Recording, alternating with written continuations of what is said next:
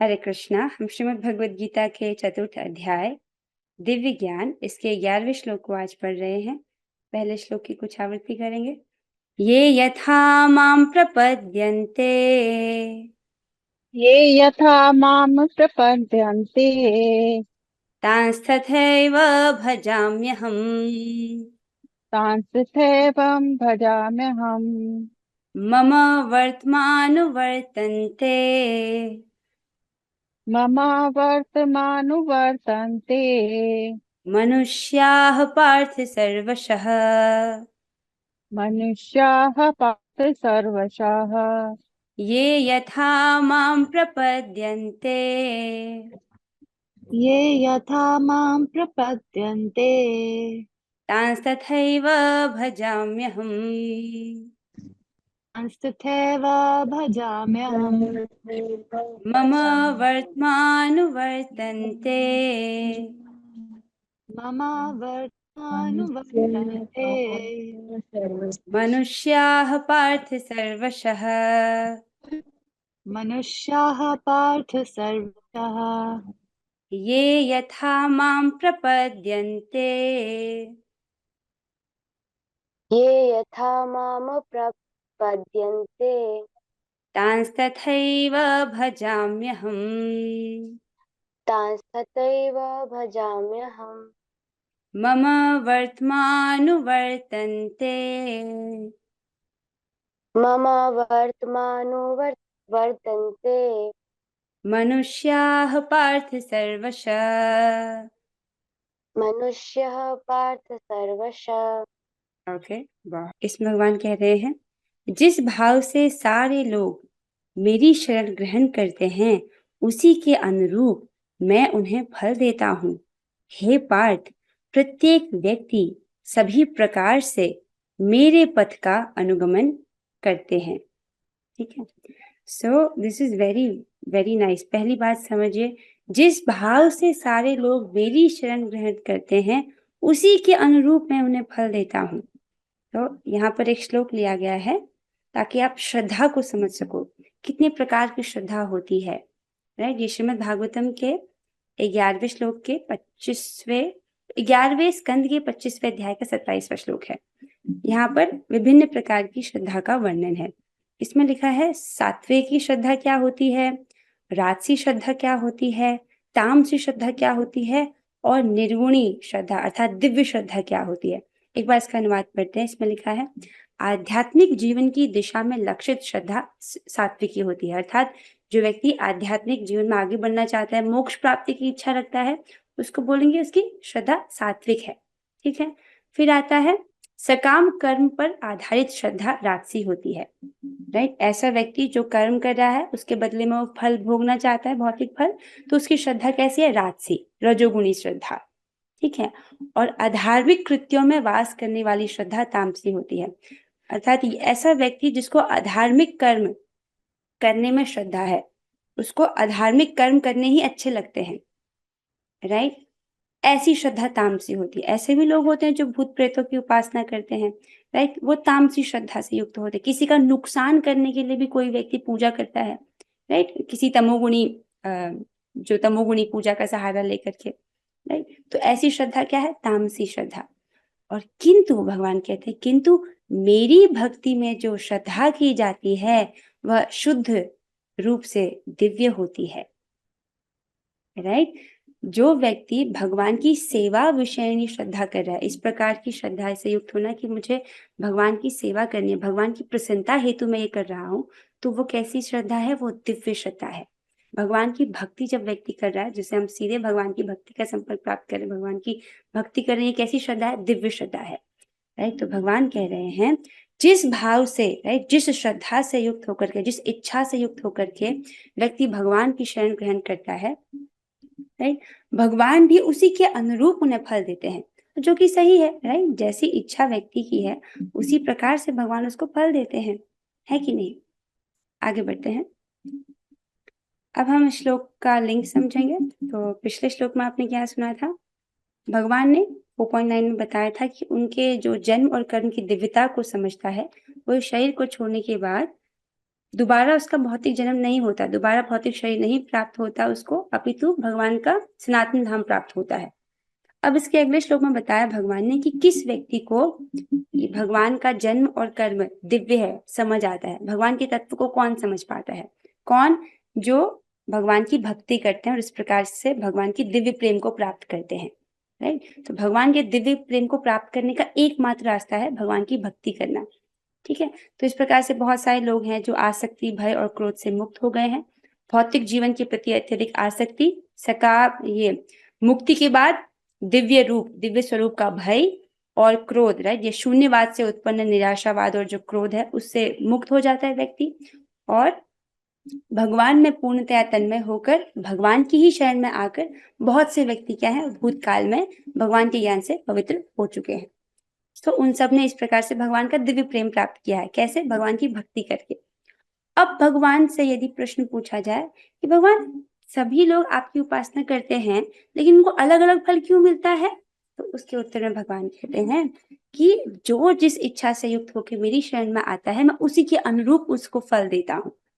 जिस भाव से सारे लोग मेरी शरण ग्रहण करते हैं उसी के अनुरूप मैं उन्हें फल देता हूँ। किसी को धन की इच्छा है तो भगवान कृष्ण की पूजा कर रहा है, भगवान उसको धन देते हैं। किसी को यश की इच्छा है कि मतलब मेरे जगत में खूब नाम हो, तो भगवान उसको वो देते हैं। जिस इच्छा से हम भगवान के पास जाते हैं भगवान वो इच्छा पूरी करते हैं। राइट? अब क्या इच्छा करनी चाहिए, उसमें व्यक्ति को बुद्धिमान होना चाहिए। क्यों? क्योंकि हम एक ऐसे व्यक्ति की उपासना कर रहे हैं जो सर्वसमर्थवान है, जो हमारी सारी इच्छाओं को पूरा कर सकता है। तो सबसे बड़ा मांगना चाहिए, जिससे बड़ा कुछ और है ही नहीं, और वो क्या है? भगवान का प्रेम। राइट? ऐसे भगवान अपने भक्त के वश में आ जाते हैं। ओके, आगे चलते हैं। अब हम तात्पर्य पढ़ेंगे, बहुत सुंदर तात्पर्य है। तो इसमें प्रभुपाद जी तत्व ज्ञान का वर्णन कर रहे हैं पहले। तो जो भक्त पहले से सुनते आए हैं उनको ये बात स्पष्ट होगी, और अगर किसी को स्पष्ट नहीं है तो ये रिवीजन हो जाएगा। यहाँ पर तत्व ज्ञान क्या है उसका बहुत स्पष्ट विवरण प्रभुपाद जी ने दिया है। अनुवाद और तात्पर्य कृष्ण कृपा मूर्ति श्री श्रीमद एसी भक्ति वेदांत स्वामी प्रभुपाद द्वारा। प्रभुपाद जी क्या कह रहे हैं? प्रत्येक व्यक्ति कृष्ण को उनके विभिन्न स्वरूपों में खोज रहा है। अब यहाँ पर ये प्रत्येक व्यक्ति कैसा? वो व्यक्ति जो आध्यात्मिक जीवन में प्रगति करना चाहता है, ऐसा व्यक्ति। ठीक है, वो उनके विभिन्न स्वरूपों में खोज रहा है। भगवान कृष्ण को अंशतः उनके निर्विशेष ब्रह्म ज्योति तेज में तथा प्रत्येक वस्तु के कण कण में रहने वाले सर्वव्यापी परमात्मा के रूप में अनुभव किया जाता है, लेकिन कृष्ण का पूर्ण साक्षात्कार तो उनके शुद्ध भक्त ही कर पाते हैं। अब इसको समझिए क्या बोला जा रहा है। इसको समझिए। हमने इस चीज को पहले समझा हुआ है, तो जो पहले जो बच्चे सुन रहे हैं उनको ये बहुत आसान लगेगा। ऐसा भी हो सकता है कुछ लोग इसको पहली बार सुन रहे हैं, जो भी हो, पर ये चीज आपको अच्छे से आनी चाहिए। यही चीज भगवद गीता में है, यही चीज श्रीमद् भागवतम में भी आप पढ़ेंगे, और यही चीज चैतन्य चरितामृत में भी पढ़ेंगे। तो तत्व जो है वो क्लियर हो जाना चाहिए, राइट, ताकि कोई कंफ्यूजन और कोई डाउट ना रहे। तो देखिए, जैसे यहाँ पर एक सूर्य का उदाहरण दिया गया है। ठीक है, तो लेवल 1 क्या है? सूर्य की रोशनी। ठीक है, लेवल 1 सूर्य की रोशनी जो सूर्य से ही आ रही है। लेवल 2 सूर्य का गोला। जैसे आप अपने मान लीजिए दिन का समय हो रहा है, आप अपने घर के अंदर बैठे हैं और खिड़की खुली है, खिड़की से धूप आ रही है, तो दैट वुड बी लेवल 1, रोशनी आ रही है। अब जो है आप खिड़की से बाहर देख रहे हो, बाहर सूर्य के गोले को, दैट इज लेवल 2, कि आपने थोड़ा कुछ अधिक जाना। पहले सिर्फ सूर्य का प्रकाश जान रहे थे, अब आपने सूर्य का गोला भी देखा। ठीक है, और लेवल 3 क्या है? जो जिसका अभी हमारा सामर्थ्य नहीं है, कि सूर्य लोक में जाकर के सूर्य देव विवस्वान से मिलना, उनसे बात करना। राइट, हमारा सामर्थ्य नहीं है लेकिन भगवान उनसे बात कर सकते हैं। राइट, सो अभी मतलब जरूरी नहीं कि भगवान, और भी कई जीव जो है उनसे बात कर सकते हैं, जो लोग योग्य हैं। हमारा भी वो लेवल नहीं है, पर ये लेवल 3 है, जो इस प्रकार से सीधे सूर्य भगवान से बात कर सकता है, सूर्य नारायण से। वो कैसा है? वो राइट इन ये पहले के 2 लेवल से और अधिक जानता है। राइट, उसका ज्ञान पूर्ण है। ठीक है, उसी प्रकार से अब इस उदाहरण को समझते हुए आपको यहाँ पर तत्व ज्ञान समझाया जाएगा। अब उसको ध्यान से सुनिए। ठीक है, तो पहला सोपान, प्रथम सोपान होता है ब्रह्म को जानना। राइट, ब्रह्म क्या है इसको समझना। तो ब्रह्म क्या है वास्तव में? भगवान के शरीर से निकलने वाली अंग कांति, जिसको जो ब्रह्मा जी हैं अपनी ब्रह्म संहिता में स्पष्ट करते हैं कि ब्रह्म ज्योति और कुछ नहीं, भगवान के अंग की कांति है, भगवान की अंग कांति, भगवान के अंग से निकलने वाली रोशनी को ही ब्रह्म कहते हैं या ब्रह्म ज्योति कहते हैं। ठीक है, तो ब्रह्म ज्योति की सत्ता भगवान पर आधारित है, वो भगवान के शरीर से निकल रही है। ओके, तो ये क्या है? लेवल 1। समझ रहे हैं? इसको बोलते हैं, जब आध्यात्मिक जर्नी में व्यक्ति निकलता है, ये पहला लेवल है। ठीक है, बहुत सारे लोग इसको ही सब कुछ मानते हैं, वो समझते हैं यही जीवन का लक्ष्य है और यही सर्वोपरि है। ऐसा नहीं है। ठीक है, प्रथम सोपान है ब्रह्म को जानना, ब्रह्म साक्षात्कार होना। ठीक है, जिसके लिए व्यक्ति ज्ञान योग का सहारा लेता है। ज्ञान योग क्या है? जो हमने अध्याय 2 में पढ़ा था, जिसको सांख्य योग भी कहते हैं, राइट, जिसमें व्यक्ति आत्मा और पदार्थ के बीच में अंतर को जानता है, राइट। तो उसके द्वारा व्यक्ति प्रथम सोपान तक पहुंचता है, ब्रह्म को जानता है। ठीक है, ज्ञान योग के माध्यम से। अब आता है द्वितीय सोपान, जो उससे अधिक जानता है, राइट, पहले लेवल से कुछ अधिक।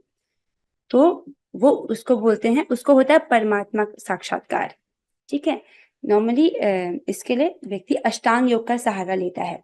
यम, नियम, आसन, आहार, प्रत्याहार, इस प्रकार के जो धारणा और ध्यान, एक और चीज रह गई बीच में, इस प्रकार से 8 चीजें बोली जाती हैं जिससे व्यक्ति अष्टांग योग करता है और परमात्मा साक्षात्कार को प्राप्त होता है। ये सेकेंड लेवल, ये पहले से कुछ और अधिक जानता है। ज्ञान योग के बाद व्यक्ति ध्यान योग का सहारा लेता है द्वितीय सोपान में पहुंचने के लिए।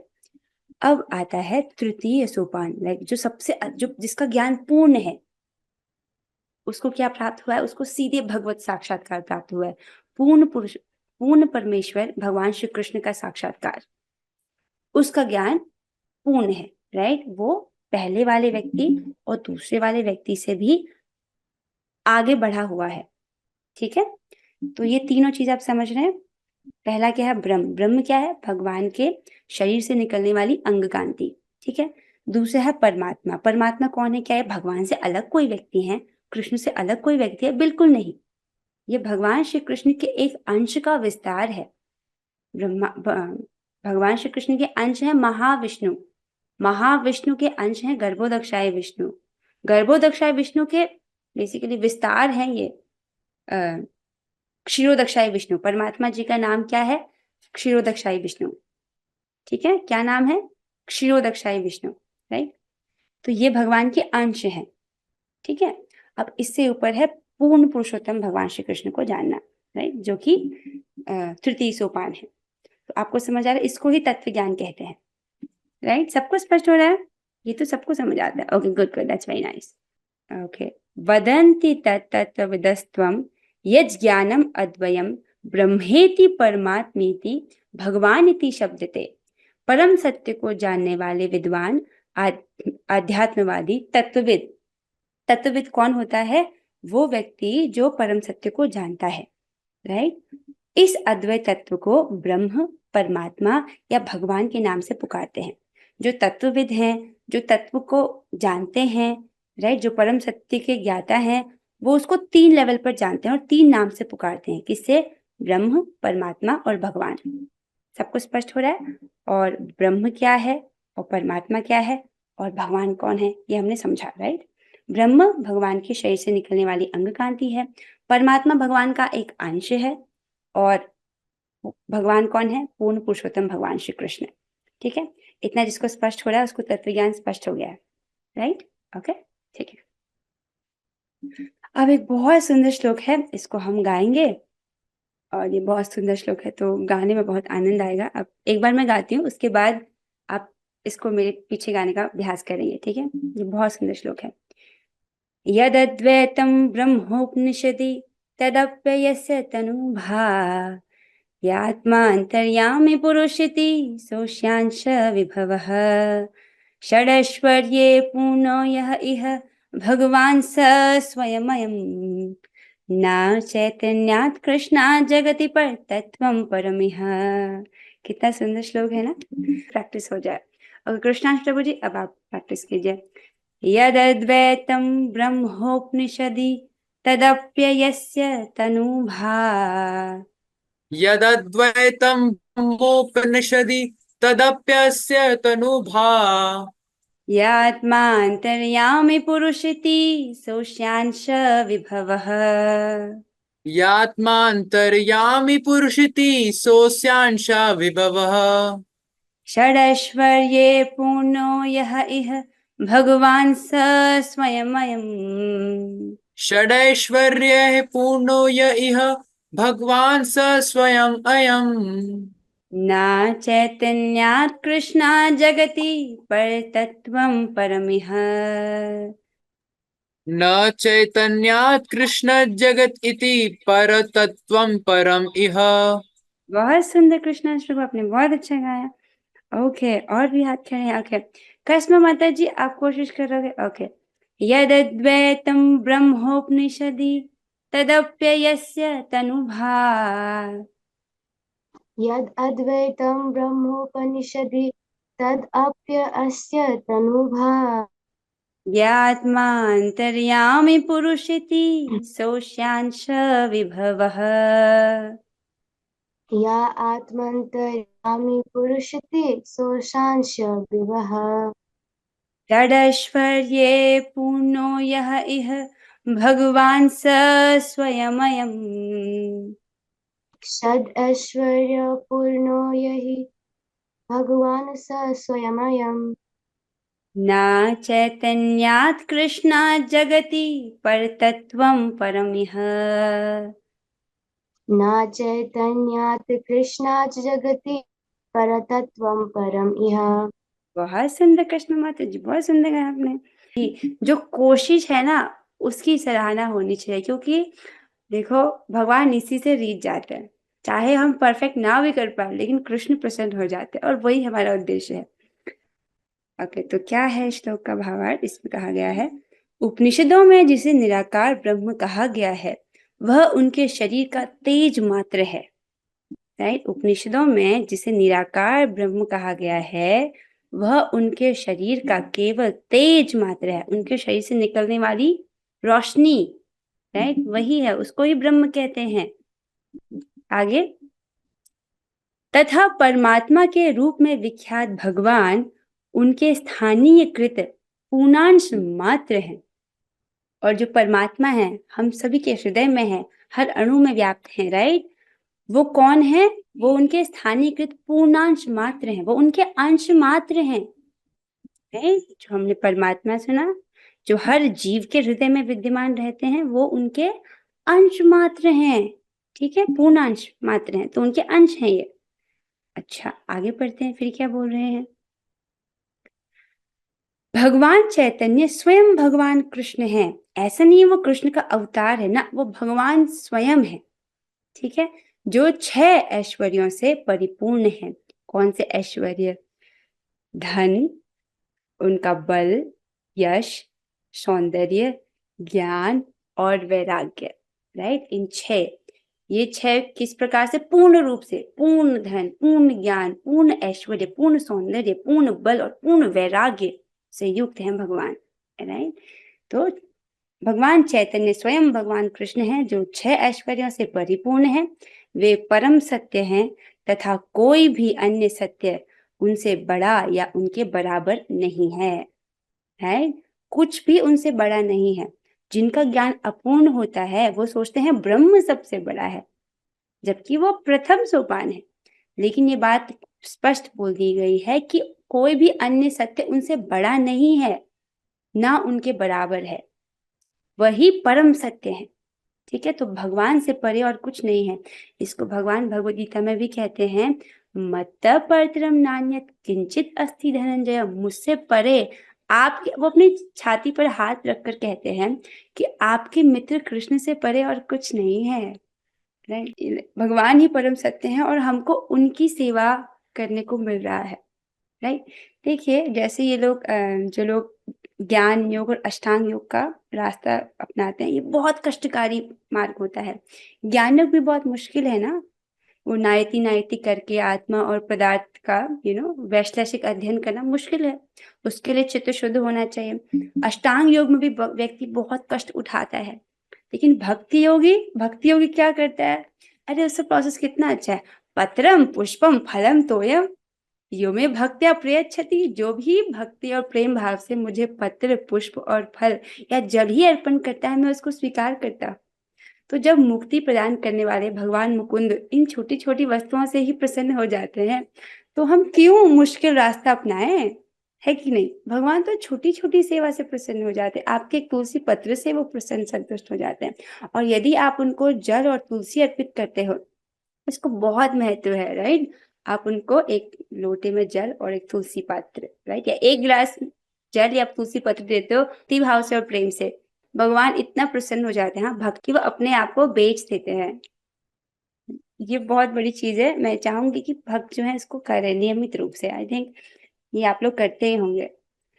आज के लिए हम इतना ही पढ़ेंगे। हमने बहुत सुंदर श्लोक पढ़ा। ये चैतन्य चरितामृत आदि लीला 1.3 का श्लोक है, बहुत सुंदर श्लोक है। और ये आपका होमवर्क है कि इस श्लोक को आपको याद करना है, गाना, ठीक है? इसका रिकॉर्डिंग में भेज दूंगी और आप इसको अनुवाद सहित याद करेंगे। कल में भी मैं किसी भी 3 भक्तों से पूछ लूंगी, किन्हीं भी 3 भक्तों से, कोई भी हो सकते हैं, तो आपको याद करके आना है। हमने आज ये सीखा कि सब भगवान के भजन कर रहे हैं, तो सबको अलग फल क्यों मिल रहा है? ऐसा इसलिए है क्योंकि उन सबकी इच्छा अलग है, उन सबकी श्रद्धा अलग अलग है। अलग अलग इच्छा से युक्त होकर के भगवान की भजन कर रहे हैं। तो हमको कौन सी इच्छा से करनी चाहिए? भगवान को प्रसन्न करने की इच्छा से करना चाहिए, राइट? देखिए, हम भगवान से मांगेंगे तो हम भगवान से छोटा ही मांगेंगे। अगर भगवान प्रसन्न होंगे तो वो आपको कुछ देंगे तो आपको आपकी सोच से बड़ा ही देंगे, राइट? और वो क्या देते हैं? वो अपने आप को दे देते हैं, क्योंकि उनसे परे तो कुछ है ही नहीं ना, राइट? सबसे बड़े कौन है? भगवान ही है। उनसे परे कुछ है ही नहीं, तो अपने आप को ही दे देते हैं। सो विद दिस हम आज की कक्षा को यहाँ पर विराम देते हैं। आपका होमवर्क है कि आपको वो श्लोक याद करना है, ठीक है? अब हम 3 बार हरे कृष्ण महामंत्र करेंगे। Take care of yourself. पत्रम पुष्पम वाले श्लोक के अनुसार मैं प्रेम के साथ फूड ऑफर नहीं करता। What to do? प्रेम के साथ ऑफर नहीं करते तो प्रार्थना के साथ करो। ठाकुर जी, मैं इतना ही कर पाई हूँ, पर मैं आपके लिए और अच्छे से सेवा करना चाहती हूँ। मैं चाहती हूँ आप प्रसन्न संतुष्ट हो जाओ, बस। That's it. आप प्रार्थना के साथ कर सकते हो। देखो, प्रार्थना तो हम कर ही सकते हैं, है कि नहीं?